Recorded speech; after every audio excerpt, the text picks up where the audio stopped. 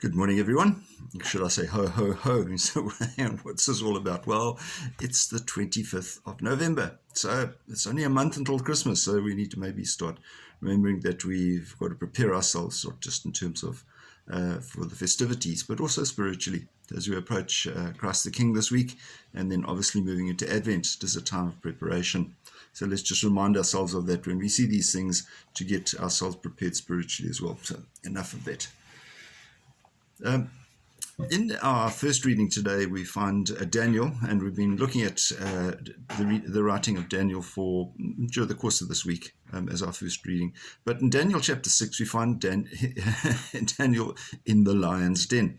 Now, he'd kind of fallen foul of a man who kind of shot himself in the foot. Nebuchadnezzar was the Babylonian king at the time. And he had made a rule that there were various things that you couldn't do and so forth. And according to the enemies of Daniel, Daniel had actually broken all of these rules. And so therefore Nebuchadnezzar was forced to actually put him to death. And so Nebuchadnezzar ruled that Daniel should be thrown to the lions, which he was.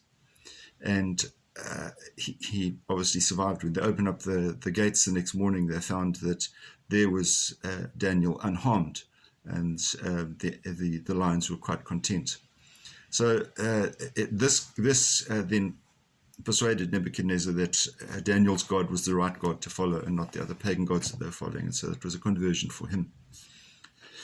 Moving on to Luke's Gospel, chapter 21, which is our Gospel today.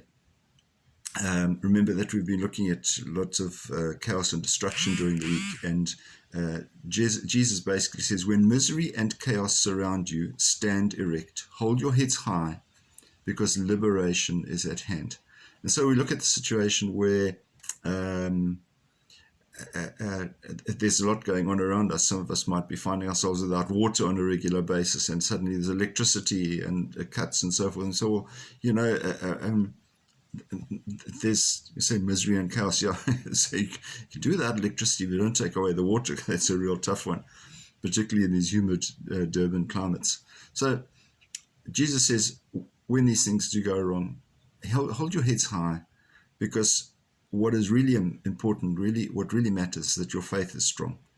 So have your faith in me and be courageous, because these things too shall pass. Liberation is at hand. So have a wonderful day and be at peace, and we'll see you again. God bless. Bye-bye.